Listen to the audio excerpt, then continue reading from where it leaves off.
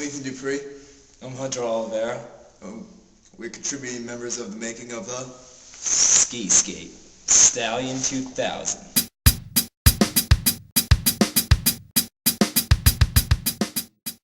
I'm team rider Ethan Dupree. A lot of people ask me what I like best about the skate, excuse me. And to be honest, there are actually a lot of aspects that would contribute to this being probably the most fantastic piece of engineering quite possible on the market today. First off, if you'll follow me please. Watch your step. If you follow me please, you can clearly see that there is a bow attached. And what this does is, I don't really know how to put this. You really have to be a ski skater for a very long time before you can recognize the aspects of twisting and turning on a ski skate. Like, for instance, I remember this funny story. Me and my buddy, we were riding our ski skates. They were called skateboards. We were riding down, and I was like, wow, I just crashed into a tree. And it's because I did not have a bow attached to the front of my skateboard. And then I thought, why skateboard? That's so in the box. Thinking, when you have a ski skate, the box is clearly not. Look at this. Hello, can we get a zoom in, cameraman? H. And then a heart. Because we put so much love into each and every single one of our ski skates. You can just...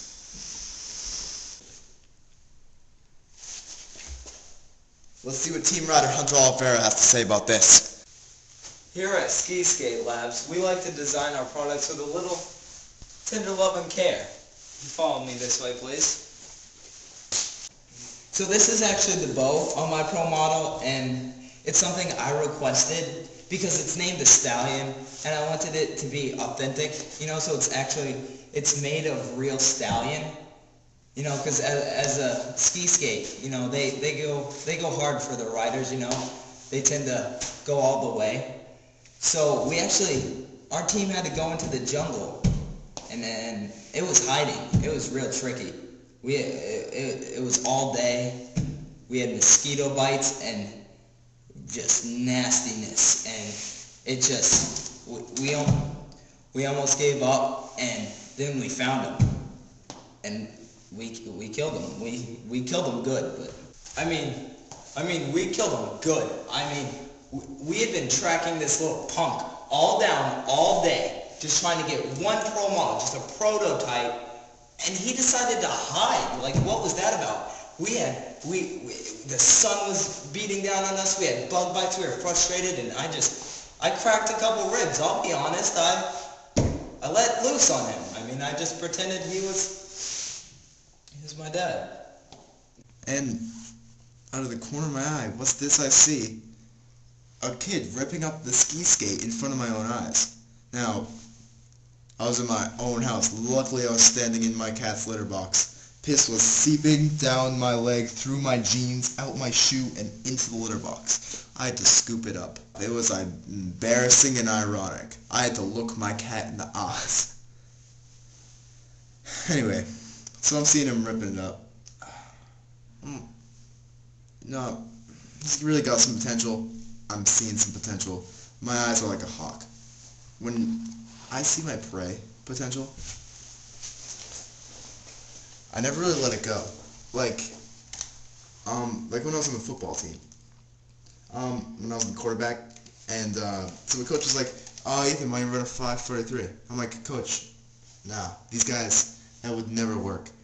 You have to obviously run a blue 42 back set hike, and then that'll score the touchdowns, coach. The fans want to see me. They came for me." So we ran the play, and as you can see, that's how we got this little beauty right here. Here, take a look at this. Ethan Dupree, Junior Varsity 2007 NHJHFL Division Champs. What a mighty trophy it is. So, obviously I can spot talent. I have eyes like a hawk. When I see talent, I snatch it from its grasp. Hunter was a rare case. Usually kids aren't shredding like that bad out of the package, but he had something more. He wasn't just a shredder shredding for the sake of getting famous. He really wanted to do the inside jobs. There was this one time. He was I was like, hey Hunter, want to grab some coffee? He was like, yes sir, coach. So, you got some coffee, put some cream in it, some sugar. It was probably the worst thing I've ever tasted. It was just, I'm sorry, god-awful raunchy. I did not want to have that in my mouth for another second. I spit it out on him and his bitch pro bottle. It was absolutely terrible. Alright, some kids are good at ski skating, not so good at making coffee, you know what I mean? And then we got the wings. Now you see these wings, now, I'm sorry to all you animals lovers out there, but these are authentic too. You know, Ski Skate does anything for a good board, and folks, we needed a good board, so Ski Skate pulled through.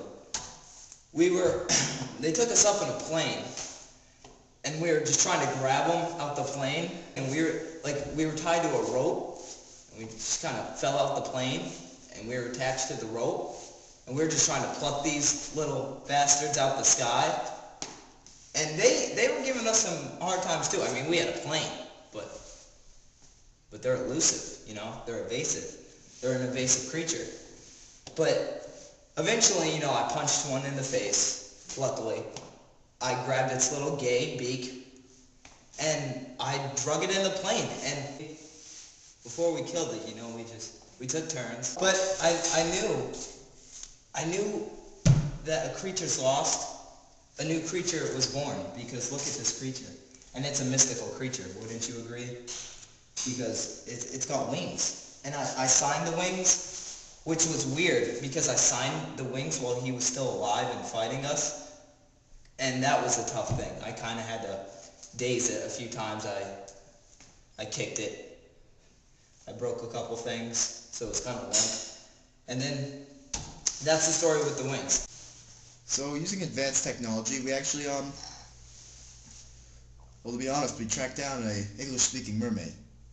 Now, this is a tricky part to,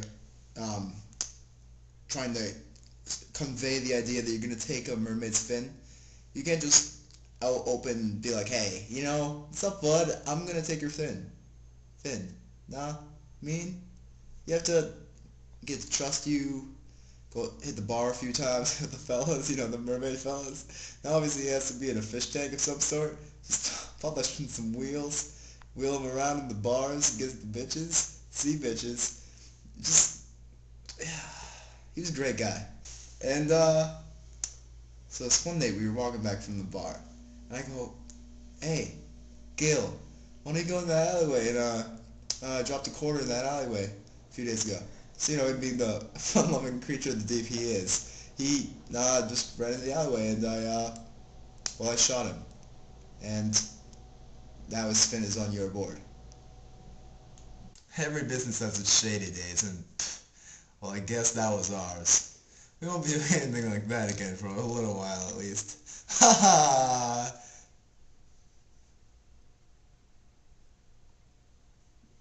I actually like to go fishing in here.